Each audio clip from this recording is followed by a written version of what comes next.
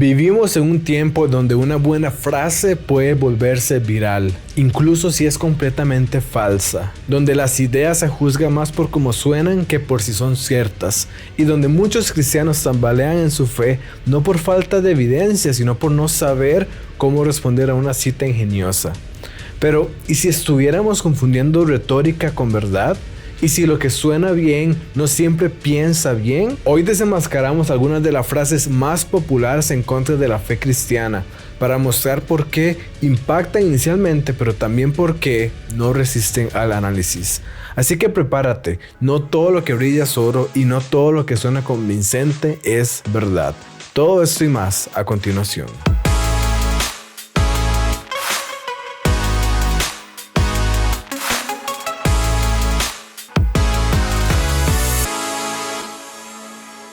Quiero darle la bienvenida a este espacio de realidad sin filtros. Yo soy su anfitrión Diego Fallas y aquí interactuamos con ideas y tendencias culturales a través de una teología y apologética sólida para traer claridad a un mundo lleno de confusión.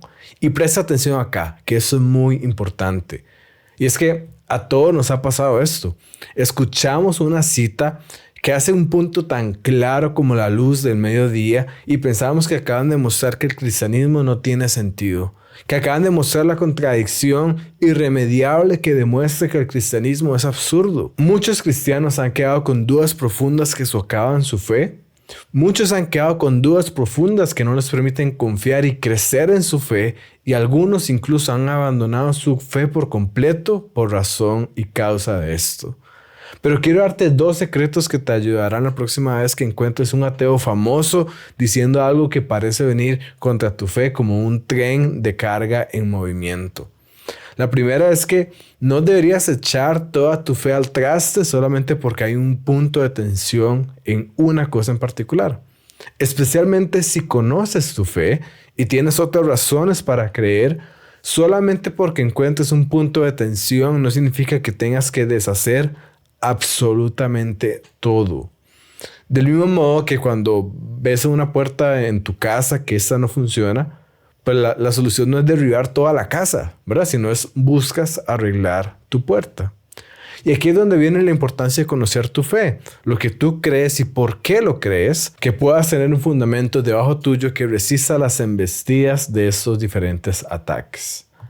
Pero la realidad es que el cristianismo, si es verdad, y lo es, entonces eso quiere decir que hay una respuesta para las objeciones que hay en contra del cristianismo. Esto no quiere decir que tú sepas todas las respuestas. De hecho, no creo que nadie sepa todas las respuestas. Pero si es verdad que el cristianismo es verdad, entonces puedes saber que estas respuestas existen y están ahí. Por lo tanto, quizás debas profundizar más. Quizás debas buscar la respuesta a esta objeción y entonces te des cuenta que esta objeción es falsa y después de todo, la puerta en tu casa realmente sí funciona y era solamente una falsa alarma. Sin embargo, puede ser que al analizar la objeción efectivamente sea como cuando te das cuenta que la puerta en tu casa no funciona. Y en ese caso, pues tampoco derrumbas tu casa entera. Lo que buscas es cambiar la puerta y poner una que funcione. En este caso lo que haces es entonces buscar una respuesta, porque puede ser que estabas creyendo algo erróneo, como parte de este proceso de empezar a creer las cosas correctas en tu fe. Es decir, empiezas en un proceso de purificar tu fe y corregirla en los puntos en los que está equivocada, porque nuevamente, y yo siempre digo eso y lo voy a decir mucho hoy, nuestra idea es conformar nuestros pensamientos, nuestras creencias a la realidad. Y si debes acomodar cosas, algunas en tu fe, algunos puntos que quizás estás equivocado, pues debemos hacerlo. Porque la idea es creer lo que verdaderamente es verdad. Así que quizás tengas que afinar tu fe en algunos puntos para hacerla más certera. Pero no tienes que destruir la casa de tu fe y construir cualquier otra cosa en su lugar o no construir nada en su lugar.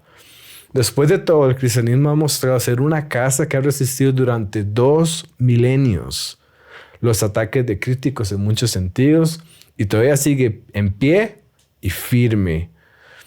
Pero entonces quizás te puedas preguntar, ¿cómo es que una cita que es falsa, porque al final estamos hablando de que hay una respuesta para esa cita, ¿cómo es que esa cita puede tener un impacto inicial tan profundo? Y es más, Cómo una cita que es falsa puede hacer llevar a muchos cuestionar su fe. Y es que aquí entra la segunda parte del secreto, y es que una cita, una frase, algo que alguien diga puede sonar genial y sin embargo puede estar completamente equivocada.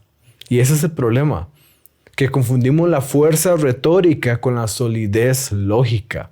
Pero no es lo mismo sonar convincente que tener razón. Y es que hay por lo menos dos cosas que uno debe analizar de una cita para determinar si es buena o no. Y el problema es que como no sabemos esto, muchas veces lo confundimos y eso nos deja en una posición vulnerable ante estas citas o frases famosas que encontramos todos los días. Pero como muchos dirían, el contraste es la madre de la claridad, y al ver claramente el contraste de lo que estoy hablando y de lo que voy a explicar, al darte este secreto, podrás entonces ver cómo no tendrás que preocuparte por ese tipo de citas o frases. Y por supuesto, vamos a analizar algunas de ellas para que veas este principio en acción. La clarificación, la distinción que debemos hacer es entre la lógica y la retórica. Ahora, no te preocupes por los términos, esos son términos para muchos apologéticos o domingueros, pero esto es más simple de lo que parece. La lógica en este caso, con lo que me refiero con la lógica, es ver si las citas o las frases que estamos analizando son verdaderas o no. Si presentan errores o contradicciones, si son válidas, sabemos que deberíamos creerlas. Entonces, la lógica, esta primera parte tiene que ver con si algo que estamos analizando es verdadero. La retórica, por el otro lado, tiene que ver con si la cita, si la frase es comunicada, es hecha de una forma que sea persuasiva. Esto tiene que ver no necesariamente con que sea verdad, sino con la fuerza con la que el punto se presenta. Y ahora puedes ver cómo esas cosas son diferentes. Algo puede ser verdadero, pero puede presentarse de forma muy débil, de modo que nadie quiere creerlo, o de forma que simplemente no le ve la importancia para que tome 2 segundos de su tiempo a analizarlo. Eso es como si yo dijera, el universo no se pudo haber creado a sí mismo. Eso es verdad, y muchas personas van a entender lo que yo estoy diciendo. Pero si yo dijera eso mismo, pero lo dijera de una forma que es más difícil de entender, como si, por ejemplo, si yo digo, una entidad no puede ser ontológicamente autocausal sin recurrir en una contradicción, ya que esto requeriría precederse a sí misma en el tiempo y en el ser. Estoy diciendo básicamente lo mismo, y eso también es verdad, pero a muy poca gente siquiera va a entender, o muy poca gente le va a parecer interesante para poder empezar a analizar eso. Entonces, esto que acabo de decir, por ejemplo, a pesar de que es verdadero, retóricamente es muy pobre. Ahora, el problema con muchas citas de ateos famosos es que son el ejemplo contrario a lo que acabo de decir. Tienen mala lógica, son erróneas, pero como tienen muy buena retórica, como son presentadas de forma muy persuasiva, entonces nos vemos inclinados a creerlas o aceptarlas a pesar de que en realidad no tienen mérito alguno. Y veamos algunos ejemplos. Empecemos analizando esta cita de Richard Dawkins. Richard Dawkins es quizás el ateo más famoso del mundo y ha escrito numerosos libros criticando al cristianismo y argumentando por qué el cristianismo es básicamente un cáncer para la sociedad, según lo que él dice. En su libro El espejismo de Dios, Richard afirma que quizás hay algunas preguntas genuinamente profundas y significativas que estarán más allá del alcance de la ciencia por siempre. Pero si la ciencia no puede responder a algunas preguntas fundamentales, ¿qué le hace pensar a alguien que la religión sí puede? Y bueno, ¿qué podemos decir nosotros? Esta definitivamente es una cita poderosa. Y no lo digo sarcásticamente, de verdad que no. Esta cita tiene un poder retórico muy fuerte y la verdad es que no me extraña. El estilo de escritura de Richard Dawkins es que nos dice que es muy buen escritor y él propone ilustraciones que realmente tocan fibras importantes en sus lectores, y eso es bueno para comunicar sus ideas. De hecho, primero parece que Richard Dawkins está asumiendo una postura humilde y razonable al reconocer que la ciencia no puede explicarlo todo. Y esto le da fuerza a su punto siguiente, que es que si una persona que es razonable nos está diciendo que no hay razón para pensar que la religión pueda contestar esas preguntas, Bueno, podemos concluir entonces que definitivamente debe ser porque no hay ninguna razón para pensar eso. Incluso la cita es poderosa porque va más allá. Hace ver como que si alguien pensara que la religión puede responder a esas preguntas que la ciencia no puede contestar, es solamente alguien iluso y absurdo y que no sabe usar su razón correctamente. ¿Es esto así? ¿Tiene acaso Richard Dawkins razón? La verdad es que esta frase, a pesar de ser retóricamente muy buena, porque toca fibras sensibles, racionalmente queda debiendo y mucho. Pero antes de explicar por qué, es necesario explicar algo antes para evitar un malentendido. Y es que en muchos círculos cristianos, cuando se escucha la palabra religión, se piensa en algo malo, ¿verdad? Se piensa en legalismo, y no puedo dejar de recordar la famosa frase cliché que usamos muchas veces, y es de que Jesús es relación y no religión, ¿verdad? Y aunque yo entiendo lo que la frase quiere decir y estoy de acuerdo con lo que quiere comunicar, realmente se basa en un mal entendimiento de lo que significa la palabra religión. Esta frase está haciendo un contraste entre la religiosidad y el legalismo y la relación de la que el cristianismo habla verdaderamente. Y esa es una distinción muy buena y que debemos hacer, pero francamente eso no tiene nada que ver con lo que estamos hablando en este caso. En este momento estamos hablando de la religión como un sistema de creencias, de fe y prácticas religiosas. Y bajo esa definición, el cristianismo ciertamente es una religión, porque es un sistema de creencias, fe y prácticas religiosas. Así como lo es el Islam, el hinduismo, el judaísmo y muchas otras más. Estamos hablando de un sistema de creencias por ahorita. Por supuesto, a pesar de que todos esos que mencioné, todos esos ejemplos sean sistemas de creencias, no significa de que todos esos describan el mundo adecuadamente en su totalidad. Porque esa justamente es la diferencia entre el cristianismo y otras religiones. Pero el punto acá es que si uno invoca esta frase, este eslogan de Jesús es relación, no religión, en este contexto de esta cita, es sencillamente no comprender de qué estamos hablando. Ahora, teniendo eso en claro, ¿por qué esta frase de Dawkins tiene fuerza retórica pero muy poca fuerza lógica? Veámoslo así. Partamos del hecho de que la idea es describir la realidad correctamente, que nuestros pensamientos describan la realidad tal como es. Esa debería ser nuestra meta. Nosotros no queremos vivir engañados, no queremos vivir creyendo una mentira. Pero teniendo eso como referencia, ¿qué es lo que Dawkins nos está diciendo en la cita? Él acepta claramente que su sistema falla.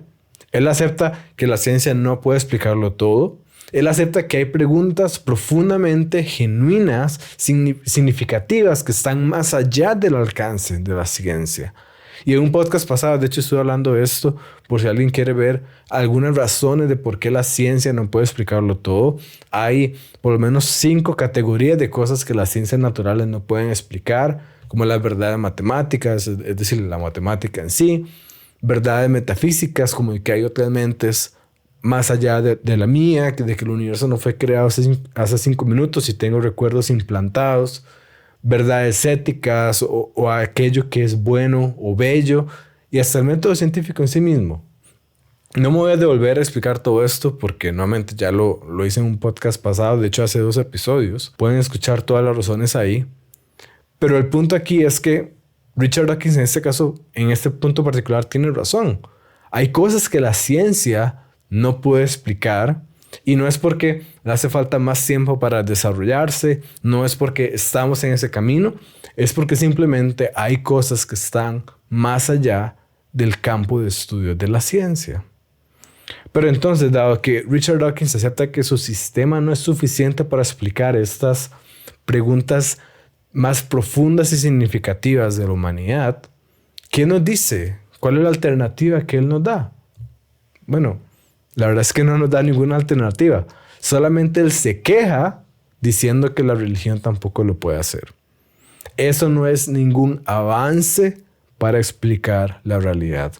Eso es como cuando una mamá está regañando a un hijo que los descubrieron haciendo algo que no tuvo que hacer, y su respuesta es sencillamente decir, sí, pero es que mi hermano también hizo algo que no debía hacer.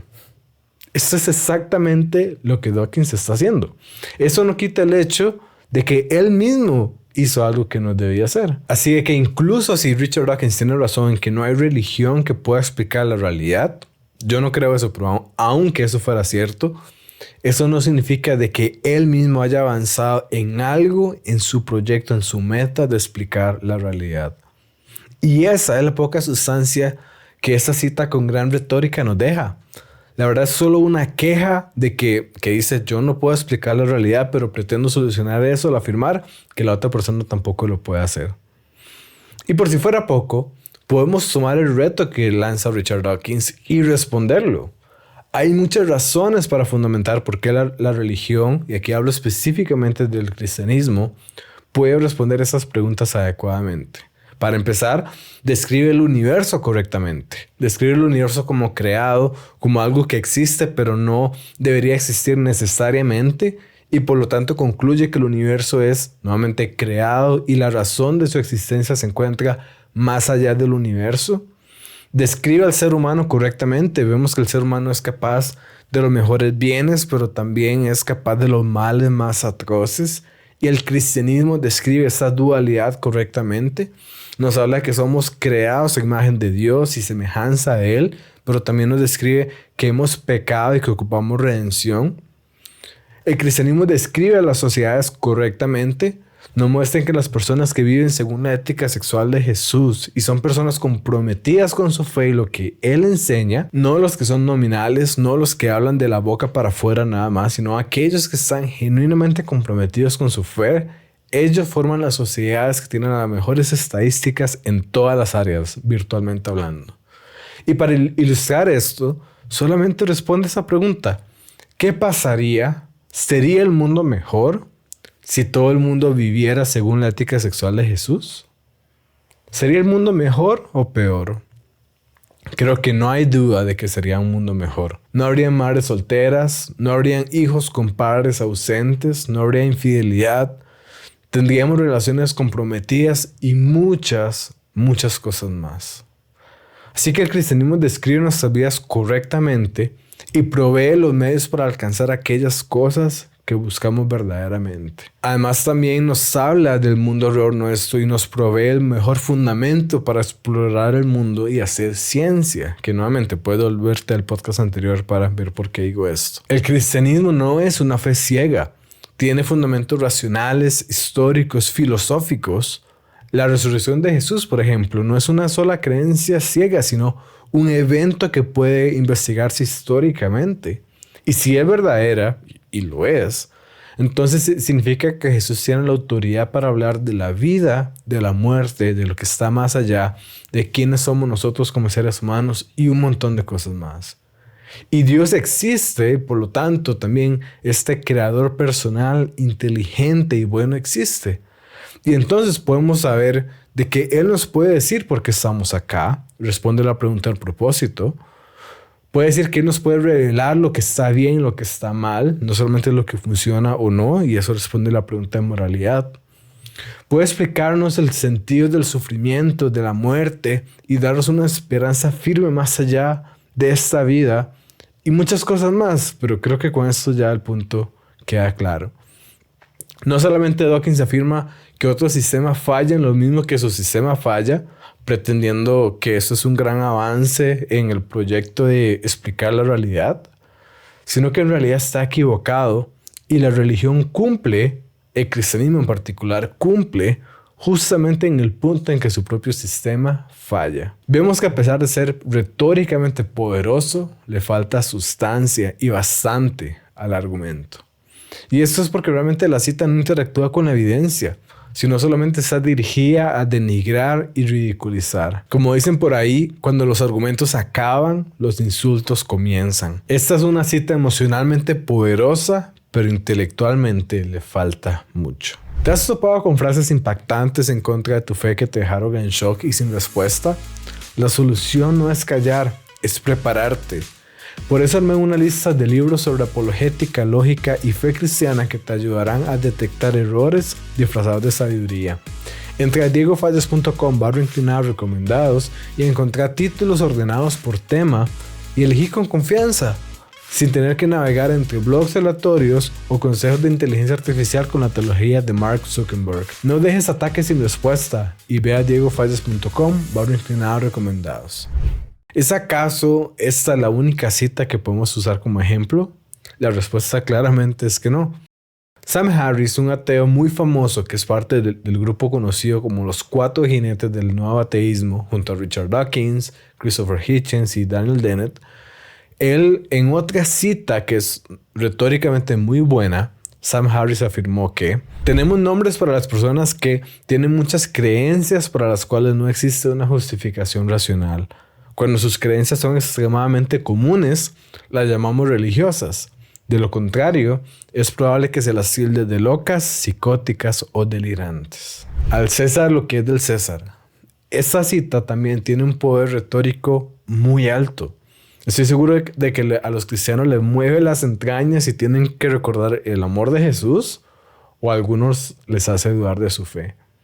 Sencillamente nadie quiere ser parte de un grupo de histeria colectiva delirante y psicótico. Y ese es el poder retórico de la cita. Pero en realidad ese es el único poder que tiene la cita, porque se queda corta en todo lo demás. Para empezar, para que la cita funcione es necesario afirmar que las creencias religiosas no tienen ninguna justificación racional, y esta presuposición es necesaria, es decir, creer esto de antemano es necesario para que la cita tenga validez. Y por más que yo sé que muchos ateos estarían más que dispuestos a afirmar que eso es así, creo que si uno es honesto realmente, es evidente que esto no es una posición razonable, por lo menos con el cristianismo. Con esto no quiero decir que espero, que supongo que un ateo va a estar de acuerdo con todas las posiciones cristianas, porque si fuera así, para empezar, sería un cristiano y no un ateo. Pero es que decir que el cristianismo no tiene ninguna justificación racional es negar los 2000 años de desarrollo filosófico y teológico del cristianismo. Es negar las grandes obras cristianas que han moldeado el pensamiento de nuestra sociedad actual. Es ignorar que muchas de las universidades más prestigiosas del mundo, como Oxford, Cambridge o Harvard, nacieron de raíces profundamente cristianas, motivadas por la búsqueda de la verdad desde una cosmovisión teísta. Y por si esto fuera poco, implica desechar como nada el sinfín de argumentos, la gran variedad de argumentos que han sido presentados durante siglos a favor del cristianismo y de la existencia de Dios. Argumentos como el cosmológico, el moral, el ontológico, el de la resurrección, el argumento desde el punto de vista del diseño y mucho más. El detalle no es si esos argumentos pueden ser discutidos o no. Por supuesto que un ateo probablemente los discutirá, pero una cosa es debatir su validez o solidez y otra cosa muy distinta es decir que simplemente no existen o que son comparables a un delirio psicótico. Y en este punto no solamente cristianos estarían de acuerdo conmigo. Muchos filósofos, incluyendo filósofos ateos, reconocen que el cristianismo es intelectualmente respetable a pesar de que no lo comparten. No lo comparten, pero lo respetan. Pretender que toda la creencia cristiana está al mismo nivel de un delirio es más una postura ideológica que racional. Es simplemente una forma de evitar el diálogo, no de ganarlo. Es un truco para no tener que debatir, poner tus argumentos y ganar el diálogo en la arena del debate. Eso puede ser producto de ser ingenuo por no conocer todas estas cosas, o si no es sencillamente deshonesto. Sería como decir ante la luz del sol de mediodía que es de hecho de noche. Pero lo que no puede ser es una posición razonable. Y además, como hemos visto anteriormente, nuestra meta es conocer la verdad, describir la realidad tal como es. Y con eso en mente, esta postura no ayuda en absolutamente nada. Porque lo que hace es describir cómo la sociedad trata ciertas creencias, pero tampoco demuestra que esas creencias son falsas. Y es que, aunque sea el caso que todas las personas crean algo o que ninguna lo crea, eso no implica que esa creencia o el cristianismo sea verdad. Yo perfectamente podría cambiar el tema de la cita y en lugar de hacerla del cristianismo la podría hacer del ateísmo y tendría exactamente la misma fuerza. Pero eso no debería ser posible si es que el argumento tiene fuerza lógica, porque lo estaría aplicando a posiciones contrarias. Por ejemplo, digamos que el anti-Sam Harris existe y que él afirmó que tenemos nombres para las personas que tienen muchas creencias para las que no existe una justificación racional. Cuando sus creencias son extremadamente comunes, las llamamos ateísmo. De lo contrario, es probable que se las tilde de locas, psicóticas o delirantes. ¿Ves acá cómo la cita mantiene su fuerza retórica, pero está contradiciendo la intención original? Quizá la única respuesta que el ateo tenga para el anti-Sam Harris es afirmar que el caso es diferente, porque el ateísmo no es tan popular como las creencias religiosas. Pero la verdad no me imagino que quieran utilizar ese argumento, porque si seguimos esa lógica y la lógica del argumento, lo que significaría es que el ateísmo está todavía más cerca de ser una creencia loca, psicótica y delirante que la propia religión que ellos están criticando. Así que ese es un argumento retórico que podría funcionar sin importar a quién se le aplique. Solamente cambia ese término y ponga ahí lo que quieras, va a funcionar exactamente igual.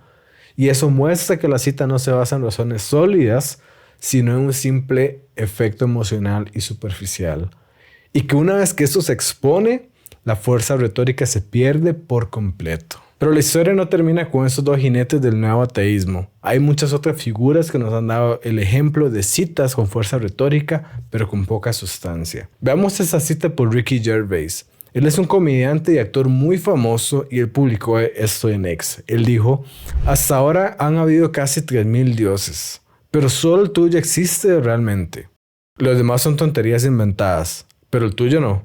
El tuyo es real. Y vemos como inicialmente esa cita tiene una fuerza emocional importante. Por un lado, definitivamente hace que uno se cuestione si es tan obstinado, dogmático y de mente cerrada el uso para pensar que uno cree la opción correcta a pesar de todas las opciones que hay en el mundo.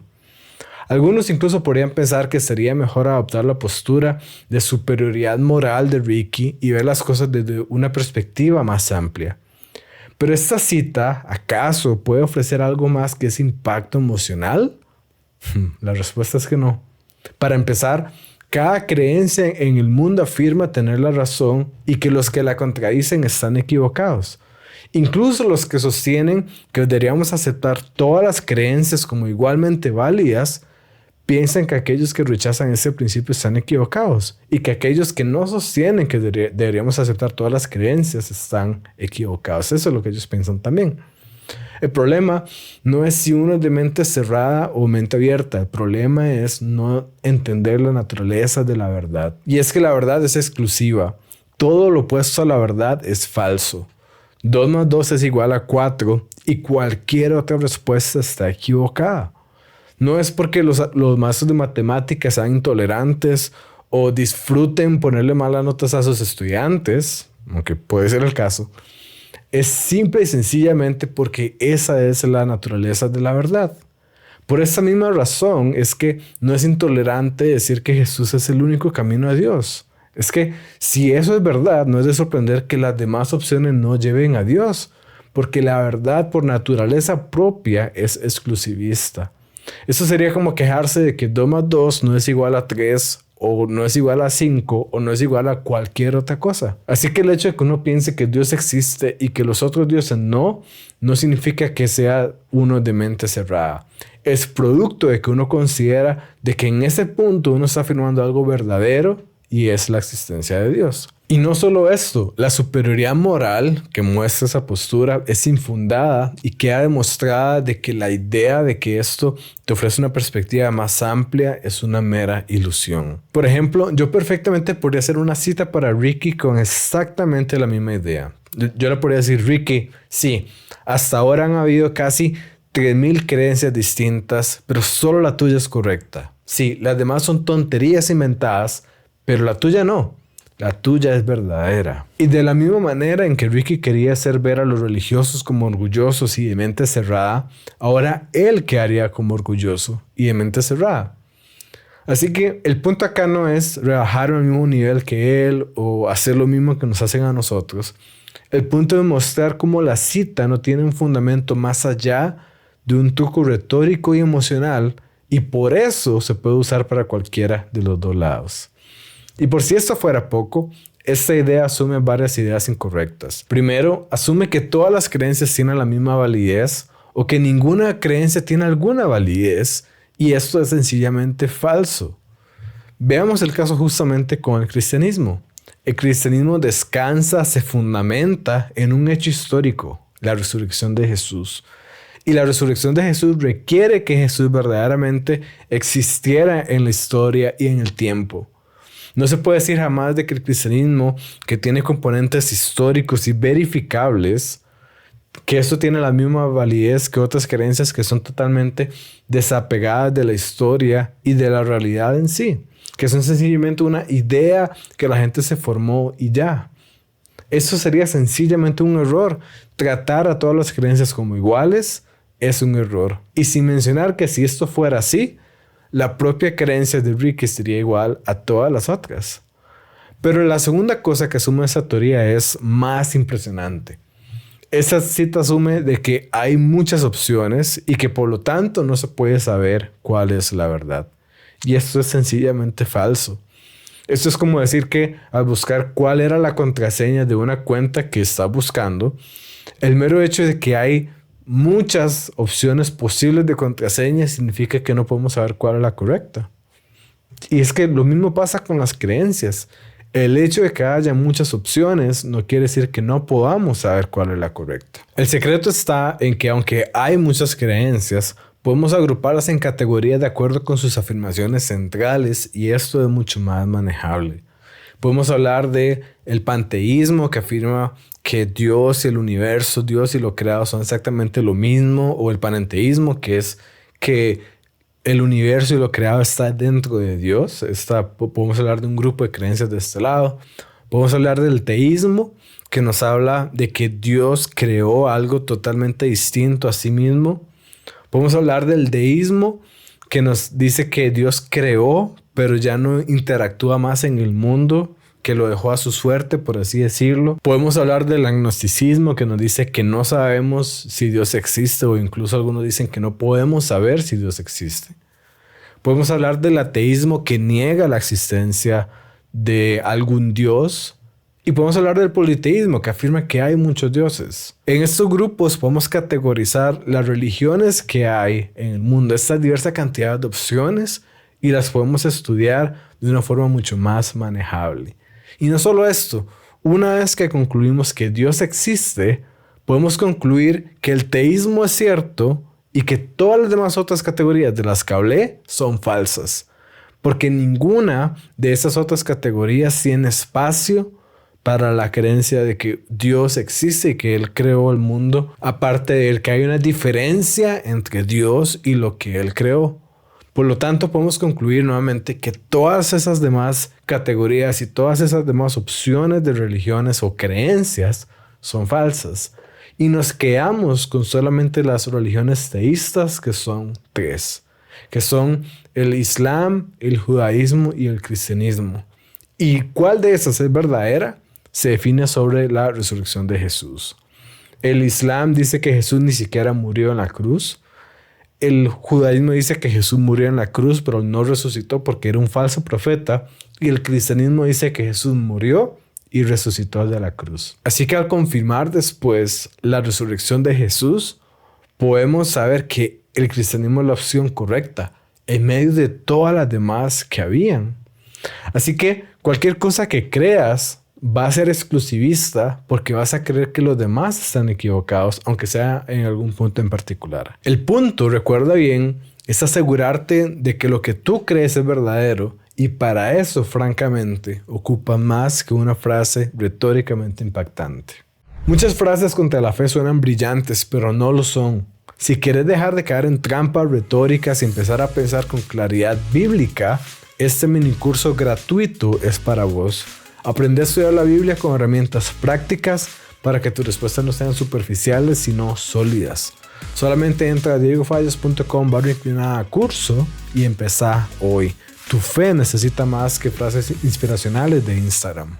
Pasemos ahora a una cita similar de nuestro ateo residente Richard Dawkins.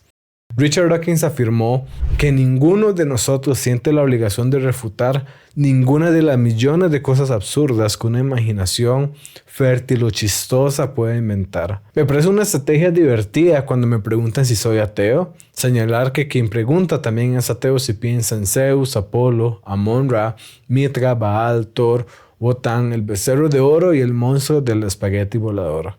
Yo solo voy un Dios más allá. Vemos también cómo esa cita es poderosa retóricamente hablando, porque empieza creando el panorama que implica que la existencia de Dios es una idea absurda, creada por la imaginación fértil y chistosa de las personas, y que no deberíamos sentirnos obligados a considerar la idea seriamente, del mismo modo a que no nos sentimos obligados a considerar seriamente la idea de Santa Claus.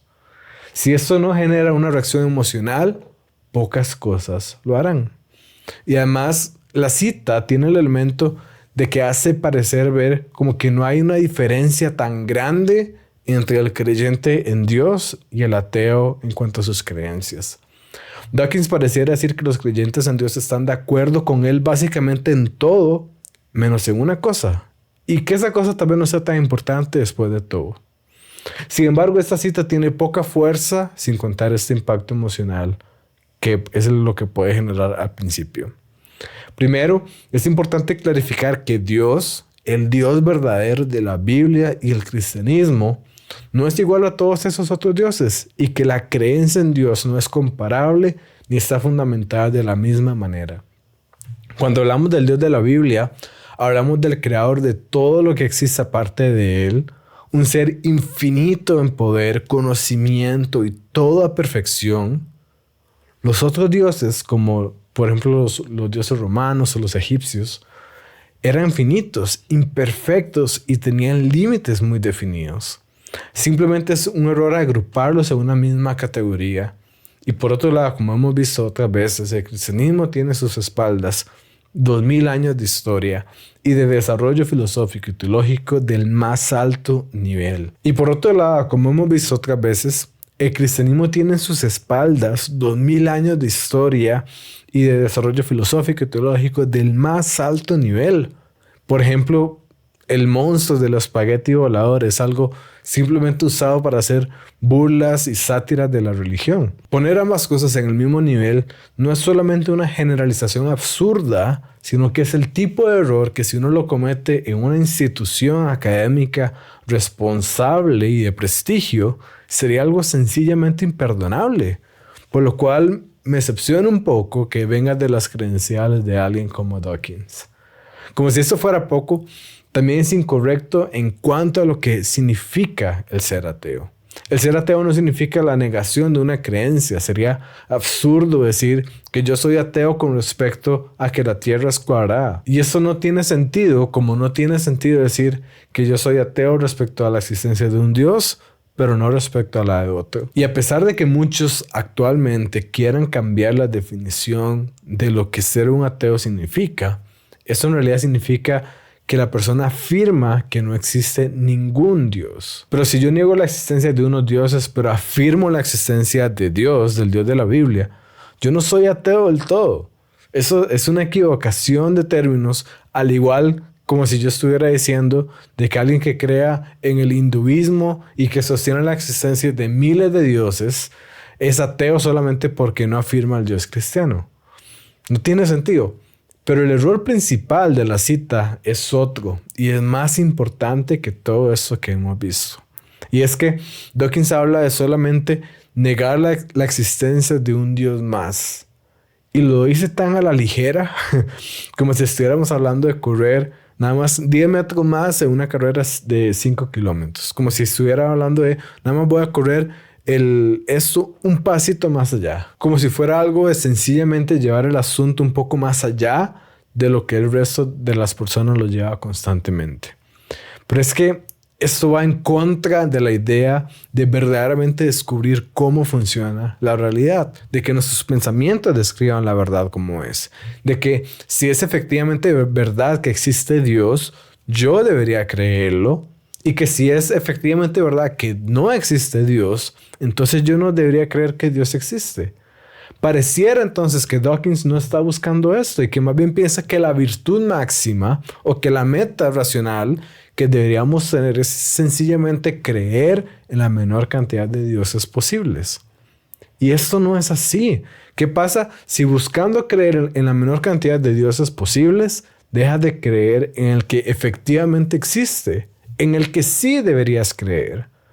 ¿Qué pasa si ese Dios que se elimina solamente por ir un paso más allá resulta ser el correcto, resulta ser el verdadero? En este caso, fallamos por completo en nuestra meta de conocer la verdad. Fallamos por completo en nuestra meta de conocer el aspecto más fundamental de la realidad. Por eso tenemos que, a pesar de que esta cita pareciera iluminar el camino a seguir adelante y sostener los principios racionales, en realidad va en contra de la razón, la lógica, y nos compromete ciegamente a desechar creencias sin una razón de peso.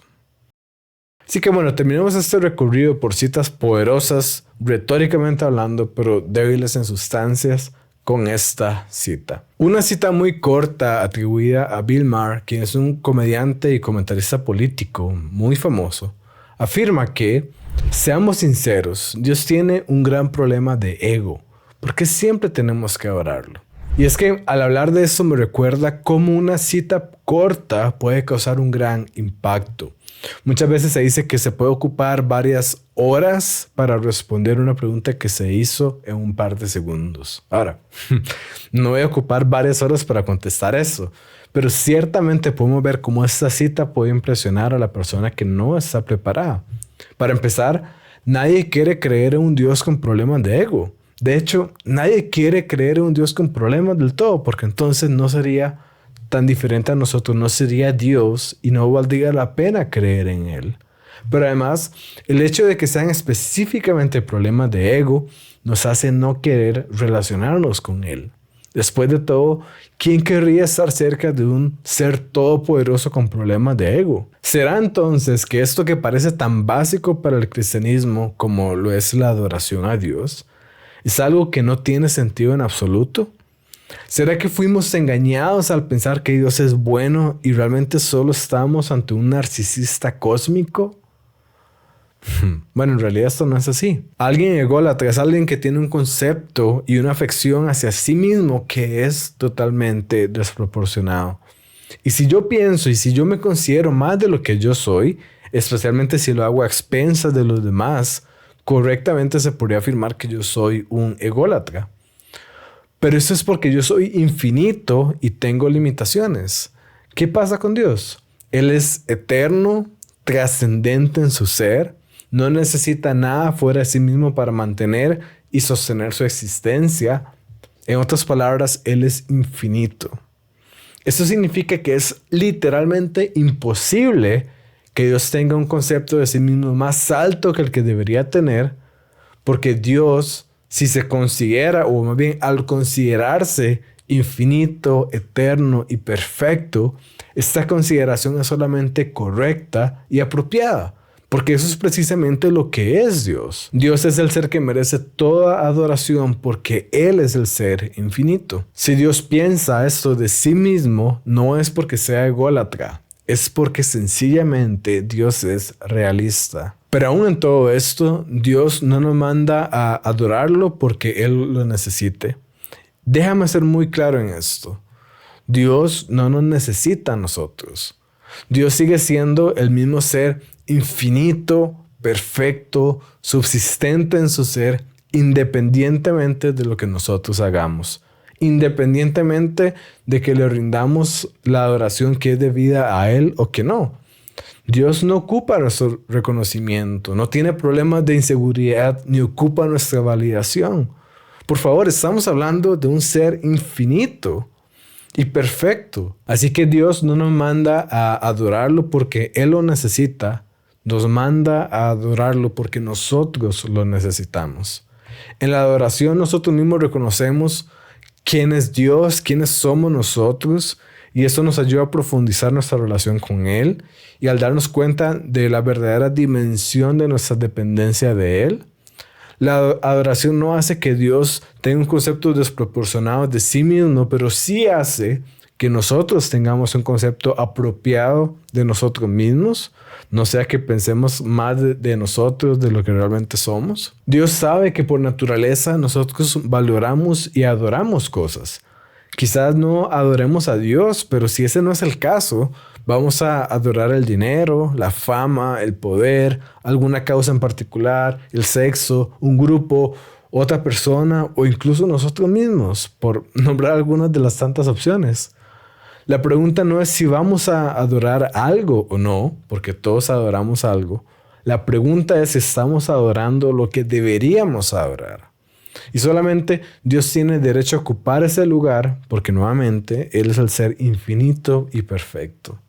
Si no adoramos a Dios, vamos a adorar a algo bueno, pero en una proporción incorrecta, o vamos a adorar a algo que es del todo malo, y en cualquier caso tendríamos un desorden en las prioridades de nuestra vida.